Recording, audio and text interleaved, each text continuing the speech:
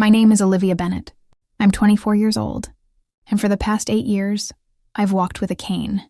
Not because of some unfortunate twist of fate, not because of an illness I couldn't control, but because of a choice someone else made.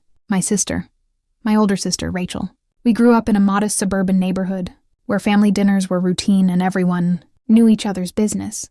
My parents were strict but fair. They pushed us to succeed. Rachel, 3 years older, was the golden child. Cheerleader, top of her class, popular. I was quieter, more thoughtful. I kept to myself, stayed out of trouble. We were close once. She used to walk me to school when I was little. She braided my hair before picture day, but somewhere along the way, the gap between us widened. As Rachel got older, she changed. The pressure to be perfect cracked her. She started partying, sneaking out, drinking. My parents pretended not to notice. Maybe they didn't want to admit their perfect daughter was spiraling. I was 16 when it happened. That summer, I was taking a night class at the local community college, something to get ahead in school. My parents couldn't pick me up that night and asked Rachel to do it. I hesitated. I knew she'd been drinking earlier. I'd heard her laughing with friends on the porch, bottle caps scattered like confetti. But when I voiced my concern, my mother sighed. "She's fine, Olivia. Stop being dramatic." So I got in the car. It was a humid July evening, the kind where the air feels heavy and everything sticks to your skin. I stood on the porch for a few moments before heading out, staring down the driveway where Rachel's car idled with its headlights on. My stomach twisted. I already knew something was wrong. She was sitting behind the wheel with the windows down, music blasting one of those upbeat summer anthems that made you feel like nothing bad could ever happen. But when I walked up to the passenger side, I saw her eyes. They were glassy, unfocused. She smiled when she saw me, too wide, too fake. "Let's go, Liv," she shouted over the music, laughing as if we were going on a road trip instead of just heading across town. "We'll be back before Mom even notices you're gone." I hesitated. I could smell the alcohol even before I got in the car, that sharp, sour scent mixed with cheap perfume and sweat. My heart pounded in my chest. I thought about turning around. I thought about going back inside and calling someone, anyone, but I didn't. I remembered my mom's voice when I'd asked if she was sure Rachel was okay to drive. "She's fine, Olivia.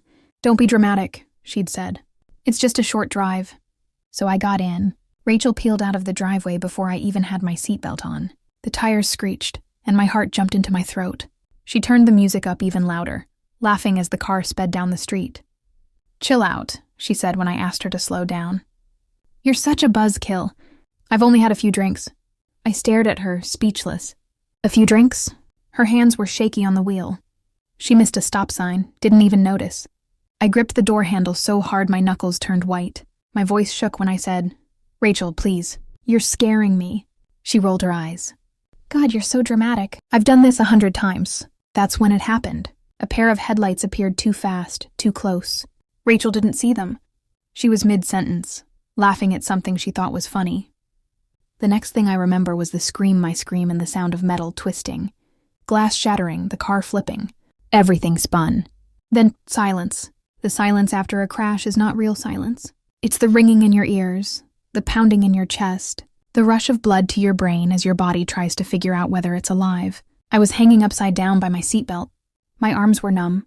My legs, I couldn't feel them. My mouth moved, but no sound came out. The windshield was gone. The dashboard was crushed. Steam hissed from the front of the car like the whole world was exhaling. I turned my head and saw Rachel crawling out through a broken window. Her face was bloody, but she was moving. She was yelling something, my name, I think, but it sounded distant, underwater. Then everything went black.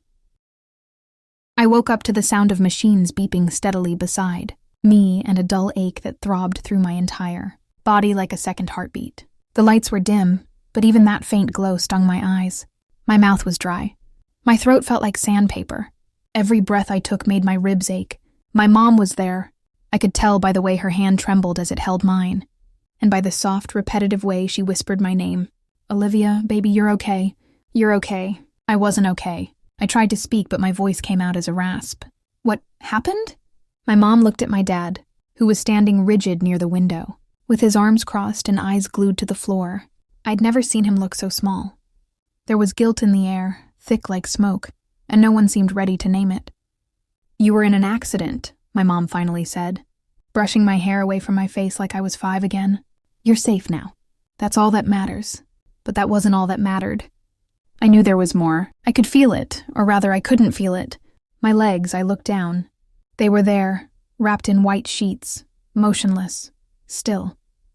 Too still. I can't feel my legs. Silence. My dad cleared his throat, still not looking at me. My mom's eyes filled with tears. I repeated it louder this time. I can't feel my legs. A nurse rushed in at the sound, checking monitors, adjusting something in the IV. No one answered my question. No one had the courage. Later, it was a young doctor, not my family, who sat beside me with a chart in his hand and a voice that tried too hard to sound gentle. He explained that my spinal cord had been damaged in the crash, that I'd undergone emergency surgery, that it was too early to know what the long-term outcome would be. But I'll walk again, right? I asked, desperate for reassurance. He didn't say yes. He didn't say no either. He just looked at me with eyes that had delivered bad news too many times. My mom squeezed my hand and said, "We'll get through this." But I wasn't sure who she meant by we. Because my sister did this. My sister who was drunk, who got behind the wheel, who turned my life into fragments of what it used to be. And no one had said her name. Not once. Not yet. 3 days after I woke up, Rachel came to see me. I heard her voice in the hallway before I saw her soft, nervous, trying too hard to sound normal. Then she appeared at the door, holding a bouquet of gas station flowers and a gift bag that jingled with cheap tissue paper. Her face was pale, lips trembling. There was a bandage above her eyebrow and a bruise blooming across her cheek. "Hey, Liv," she said, like nothing had changed. "You look okay." "Okay?" I stared at her, lying motionless in a hospital bed with a back brace, IVs in both arms and legs I couldn't feel. I didn't say a word. She walked in slowly and placed the flowers on the tray beside me. Then she sat in the plastic chair near my bed, fidgeting with her fingers. "I'm so sorry," she whispered. "I never meant I didn't think anything would happen. I swear I only had a few drinks. I thought I was fine." Her voice cracked. "I should have listened. You didn't want to get in the car. You knew. I hate myself." I watched her cry, not because I wanted to comfort her, but because I was trying to feel something anything other than rage. She talked for a while, about how she'd been drinking more than she let on, how her friends had encouraged her, how she didn't want to disappoint our parents by saying no. She made excuse after excuse, each one thinner than the last, and then she said it. I wish it had been me. That was the moment I looked away. Because no, she didn't. She wished she hadn't gotten caught. She wished the damage wasn't so permanent. She wished she didn't have to face me, the version of me she'd created. She got up, wiped her eyes, and said, "I'll come back later, when you're ready to talk." But I wasn't sure I'd ever be ready. Later that night, my parents came in. My mom sat on the edge of the bed, her eyes already red. "She feels awful, Olivia," she said gently. "You know your sister. She's not a bad person." "She was drunk," I snapped. "She destroyed my life." My dad sighed. It was a mistake. My jaw clenched. She chose to drive. That wasn't a mistake. That was a decision. Silence. Then my mom said it, the sentence I'll never forget. "We just want you to forgive her." Forgive? The word hit me like a slap. I was lying in a hospital bed, unable to feel half my body, and they wanted me to forgive. Not once did they say, "We're so sorry this happened to you." Not once did they acknowledge the years I'd lost, the pain I'd endure. The only thing that mattered was keeping the family intact. I realized in that moment, I wasn't the victim in their eyes. I was the problem, the one making it difficult by refusing to smile and pretend. Everything was okay. That night I cried myself to sleep. Not from pain, not even from anger, but from the crushing loneliness of knowing no one was truly on my side. Rehabilitation is a strange kind of prison, one that smells like antiseptic and echoes with forced optimism. The physical therapy wing became my second home for the next 6 months. Every morning, a nurse wheeled me down the hallway. Every afternoon, I was prodded, pushed, stretched, and told to smile. My body wasn't mine anymore. It was a battlefield of effort and disappointment. "Push through the pain," they'd say. "You're stronger than you think." But they didn't see the nights. They didn't see me sobbing quietly into my pillow, because I couldn't even shift my body without assistance. They didn't hear the way I screamed into the mattress when no one was around, begging for something, anything to feel normal again. The worst part wasn't the pain. It was the silence from my parents. Weeks went by without them visiting. My mom would send short, cheery texts. "Hope therapy's going well." Or, "Rachel's asking about you." Rachel, Every message reminded me that my recovery wasn't for me. It was for them. So I could smile at Christmas. So I could sit quietly at the table and not ruin the mood. So I could pretend that their golden child hadn't ruined my body, and then walked away without consequence. One afternoon, my therapist asked if I wanted to try the parallel bars. I nodded. I was determined not because I believed in healing, but because rage had become my fuel. Rage at Rachel, at my parents, at myself for getting in that car. I gripped the bars. My arms shook. My legs were limp, numb extensions of something that used to be mine. I dragged one forward, then the other. Sweat beaded down my neck. One step, then another. Then I collapsed.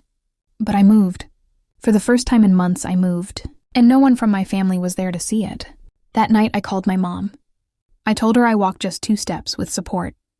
She said, "That's amazing, sweetheart. Rachel will be so happy to hear." Rachel. Always Rachel. I hung up without another word. In that moment, I realized something devastating. My healing would never be just mine. It would always be a part of Rachel's story, not because she deserved it, but because my family refused to see me as separate from her. That night, I wrote in my journal, "They want me to recover, so I can play the part not because they want me whole, but because they want me quiet." I wouldn't be quiet. Not anymore. When words began failing me in person, I turned to the page. It started as a therapy assignment. Write a letter to the person who hurt you. The therapist meant it symbolically, of course. "You don't have to send it," she said. "This is for you." But I didn't write just one. I wrote dozens. Every night, after the lights in my room dimmed and the hallway fell silent, I pulled out a worn leather notebook and poured myself into it line by line, memory by memory. "Dear Rachel, do you remember that night at the lake? When I trusted you with my life and you swore you'd never let anything happen to me? Did that version of you die before or after you turned the ignition that night? Dear Mom, why do you love her more than you love me? Don't say it isn't true. Your eyes say everything your mouth won't. Dear Dad, I needed you to fight for me. Not for appearances, not for peace at the dinner table, for me." Each letter bled like a wound I'd been holding shut too long. Sometimes they were full of rage, ugly and raw. Other times they were heartbreaking pleas from a girl who just wanted to be heard, to be seen, to be believed. I never showed them to anyone. They lived between pages, folded like secrets. But those letters kept me sane. They gave shape to emotions no one else was willing to acknowledge. Because outside that notebook, everything was a performance. When friends came to visit, I smiled. I told them I was making progress. I laughed at their jokes, nodded at their updates, and pretended my world hadn't been flipped upside down. But the notebook knew better. It knew about the nightmares, the ones where I was in the car again, watching the headlights, bracing for impact. It knew about the panic attacks, the days I couldn't get out of bed, the hours I spent staring at the ceiling, wondering if I'd ever feel like a whole person again. It knew about the resentment, how it grew like ivy in my chest, twisting around every breath. One night, I nearly burned the whole thing. I held it over the trash can, a lighter in my hand, pages fluttering like nervous birds. But I couldn't do it, because those letters were all I had that were mine. Everything else, my story, my pain, even my body had been hijacked by Rachel's recklessness and my family's denial. But the notebook? That was Olivia's, and no one else's. I kept writing, even when it hurt, especially when it hurt. Because pain, I was learning, didn't always need to be spoken aloud to be heard. Sometimes it just needed ink. The day I came home should have felt like a victory. The nurses smiled as they wheeled me out. My therapist gave me a firm handshake, telling me how proud she was. My mom had decorated the front door with a little banner that said, "Welcome home, Liv," in glittery purple letters. But as soon as the car pulled into the driveway, something inside me tightened. It didn't feel like home anymore. It felt like a museum of who I used to be. My childhood bedroom had been converted to accommodate. My wheelchair, the rug removed, furniture rearranged, rails installed along the walls. Everything was accessible. Everything was safe. But none of it felt like mine. My favorite bookshelf was gone. The collage of photos I had above my bed had been taken. Down to make room for the grab bar, my mom had said. I stared at the pale square of wall where the sun had faded around the missing frames. Like even the house remembered I was different now. I wanted to scream. Instead, I smiled. I thanked them. I pretended the room didn't feel like a stranger. That first night, I cried myself to sleep without making a sound. I didn't want them to hear me. I didn't want to give them the satisfaction of knowing how deeply it all hurt. Rachel came by the next day. She knocked like a guest, brought cupcakes and that same nervous smile she'd worn at the hospital. I didn't invite her in. I just stared at her through the open door. "I thought maybe we could talk," she said, voice trembling. "I'm tired," I replied, and closed the door gently, not out of forgiveness, but restraint. I wheeled myself to the window and watched her stand there for a full minute before walking back to her car. I wondered if she cried after. I wondered if she felt even a fraction of what I did. Later that week, I overheard my parents arguing in the kitchen. "She barely even talks to Rachel," my mom whispered. "She'll come around," my dad replied. "She just needs time." But it wasn't time I needed. It was truth. It was accountability. It was anyone standing beside me and saying, "You were wronged. And we see you." But no one did. Every photo in the hallway still showed Rachel in the center. Every family story still placed her at the heart of it all. Me? I had become the shadow in the corner of the frame. I began spending more time in my room, curtains half closed, notebook always nearby. I listened to the sounds of life happening without me, laughter downstairs. Footsteps, the clatter of dinner plates. But the sound I listened for most was the one that never came. A knock on my door. Not Rachel's, not my mom's, just someone's. Someone who didn't expect me to heal for their comfort, but who wanted to walk with me, even through the wreckage. No one knocked, so I stayed inside and wrote. Healing doesn't look like it does in movies. There's no triumphant music playing while you overcome the impossible. No inspiring montages. No applause when you finally brush your own hair again or reach the top shelf without help. Most days, healing is silent, slow, invisible. But sometimes, it feels like revolution. The first time I wheeled myself down the block alone, it was raining. Not hard, just enough to make the air smell like clean pavement and old leaves. I hadn't told anyone I was going. I just needed to move. Not for therapy, not for show, just because I could. As I rolled past familiar houses, I felt something strange rise in my chest. Ownership.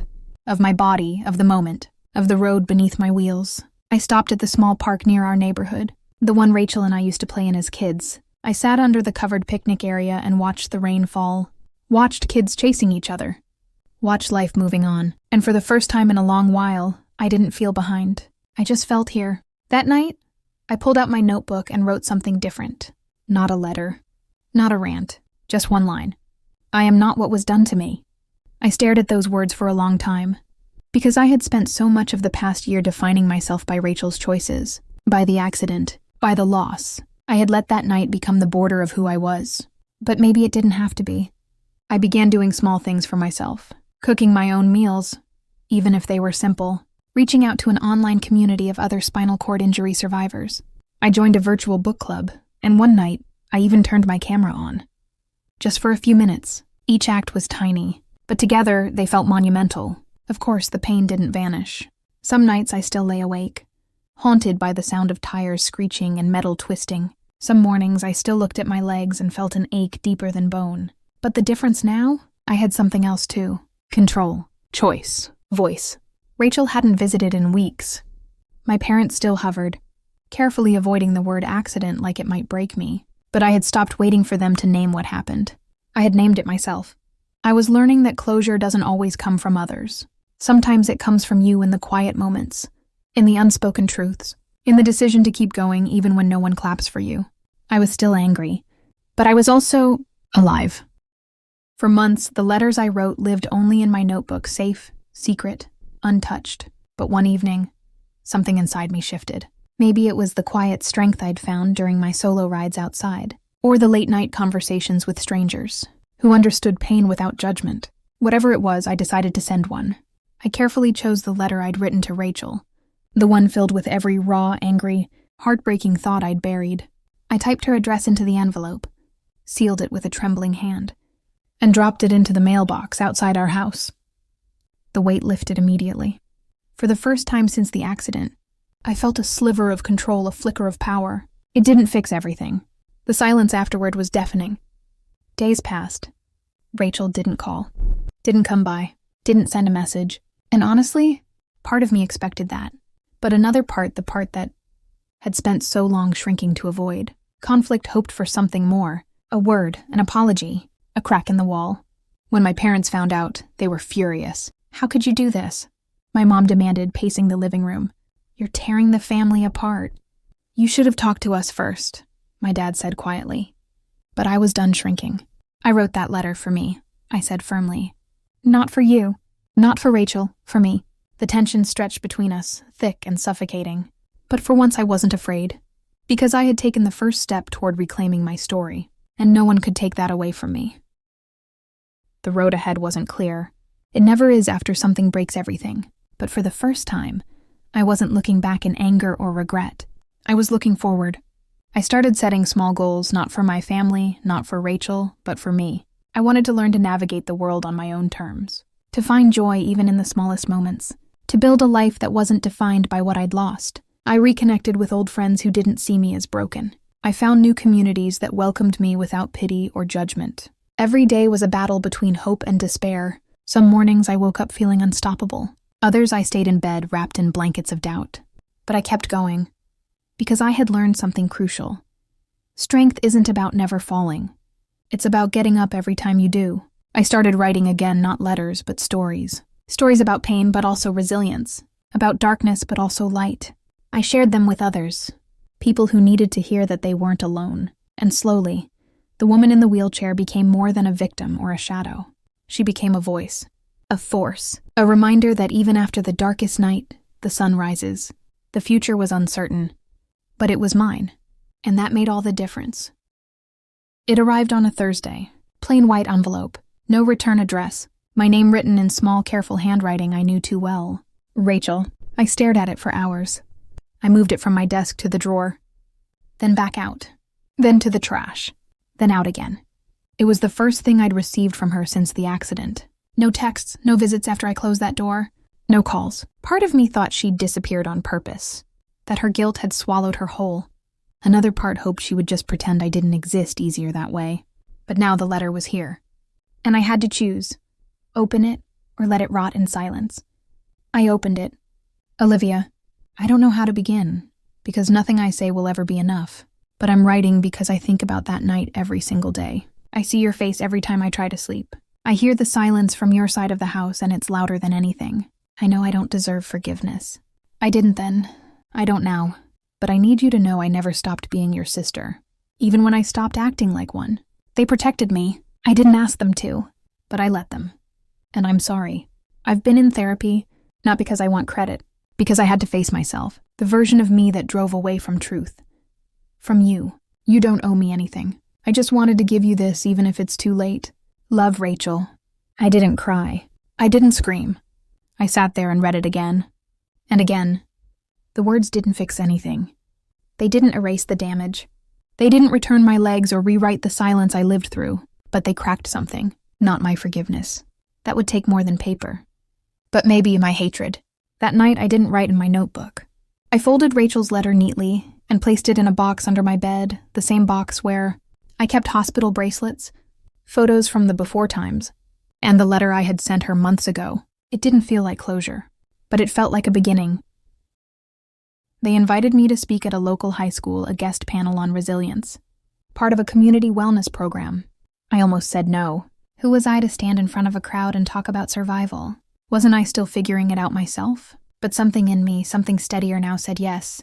The auditorium was full of restless students, teachers sipping coffee in the back, and a row of other speakers, all older, polished, practiced. I sat in my chair backstage, hands shaking, Rachel's letter still in my bag. When it was my turn, they wheeled me out onto the stage, and the silence that greeted me was terrifying. 100 teenage eyes, 100 unspoken questions. I took a breath. Then I spoke. Hi, my name is Olivia, and a year ago, I woke up in a hospital bed not knowing if I'd ever walk again. That's how it began.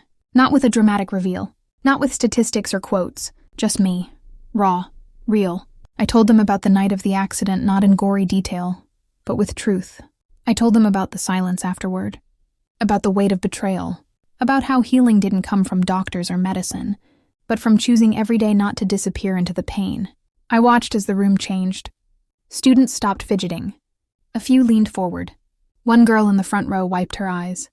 I shared my notebooks, my letters, even the moment I burned one and stopped myself.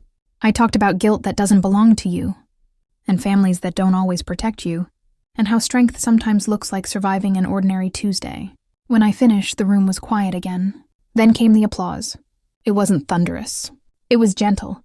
Like they understood this wasn't a performance, it was a scar laid bare. Afterward, a boy approached me. "I think my sister needs to hear you," he said. "She's been going through stuff, but she doesn't talk." I gave him my email. I never heard from her, but that wasn't the point. That day I realized something powerful. My story, the one I was ashamed of, was now helping someone else feel seen. And in doing so, I saw myself. I didn't mean to see her. It was a coincidence, a grocery run with my mom. A quick stop at the community center to drop off donation items. As we pulled into the lot, I spotted her, Rachel, standing outside the building, hugging a clipboard to her chest. Her hair pulled into a messy bun, wearing a hoodie that looked 3 sizes too big. Not polished, not perfect, just tired. I asked my mom to give me a minute. From the car, I watched her greet a woman with a toddler. She crouched to pick up the child's toy when it fell. She laughed, but there was weight behind it. She looked older, not in years in spirit. After a few minutes, she stepped aside to make a phone call. She turned, just slightly, and for a second I thought our eyes met, but she didn't react. She looked right through me. Or maybe she just didn't recognize the person I'd become. A part of me wanted to roll down the window and say something. Another part, the louder one, told me to stay silent. Because what would I say? "I saw your letter. I haven't forgiven you, but I'm trying." That wasn't the kind of sentence you threw across a parking lot. So I stayed and watched. She wasn't the same Rachel I'd grown up with, the girl who always got the bigger slice of cake, who could cry on command and get out of trouble, who once made me take the blame for a broken vase and promised to cover for me next time. There was no more next time. But this version of Rachel, she looked like someone who was finally facing herself. And maybe that was enough. Not for reconciliation. Not yet. But for understanding. As my mom came back and started the car, I turned my gaze away. Sometimes you don't need an ending. Just a chapter closed. Gently. His name was Ethan. We met at the local library during a weekend. Writing workshop, a quiet event. I'd almost skipped, thinking I didn't belong in rooms like that anymore. But something inside me whispered, "Go." He wasn't loud. He wasn't showy. He sat 2 chairs away from me during the opening session and scribbled thoughtful notes in the margins of a worn-out notebook. The only reason we even spoke was because the coffee machine jammed and he cracked. A joke about the universe punishing him for giving up caffeine for tea. I laughed an actual out-loud laugh. It caught me off guard. "You should do that more," he said. "Laugh at broken coffee machines?" "No," he smiled. "Laugh like that." His words hung in the air longer than they should have. Over the course of the day, we talked not about the accident. Not about wheelchairs, not about trauma. We talked about books. Terrible poetry we wrote as teenagers. And the best late-night snacks. It felt normal, and after months of navigating silence, normal felt extraordinary. He didn't ask what happened to me. Not out of fear or politeness, just patience. Later that week, he sent me a message. "I really enjoyed talking with you. Would love to hear more of your writing sometime." He didn't ask for my story. He asked for my voice. And that made all the difference. We started meeting weekly, always somewhere quiet. Sometimes a coffee shop, sometimes the park bench near the lake. We shared stories, swapped books, challenged each other to write ridiculous, short stories in 15 minutes or less. It wasn't a romance. Not yet. Maybe never. But it was something. A reminder that the world didn't end the day my spine broke. That maybe there were still people out there who could see me not as a victim or a symbol, but as me. Whole, worthy, unfinished but alive. The notebook was nearly full. Pages frayed at the edges, ink faded in places, corners bent from being opened and closed 1,000 times. Inside were months of thoughts, letters never sent, hopes whispered in ink, truths too sharp to speak aloud. It had become my quiet place, my confessional, my mirror. But now, as I turned to the final page, I realized something strange. I didn't have anything left to confess.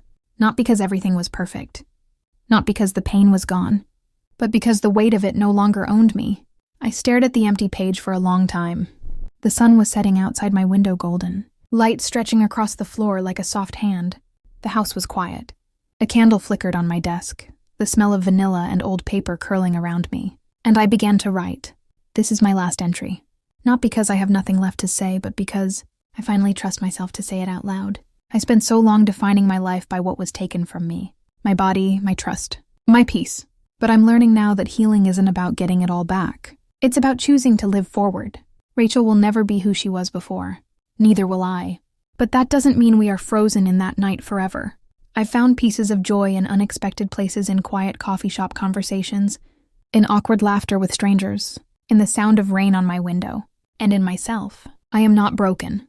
I am not just what happened. I am still here, still becoming. So I close this notebook not to forget, but to begin again. Thank you for holding all of it. Goodbye. I set the pen down. No tears. No music swelling in the background. Just me and the silence and a single full exhale. Then I closed the notebook. And for the first time in a long, long time, I didn't feel like a story being written. I felt like the author.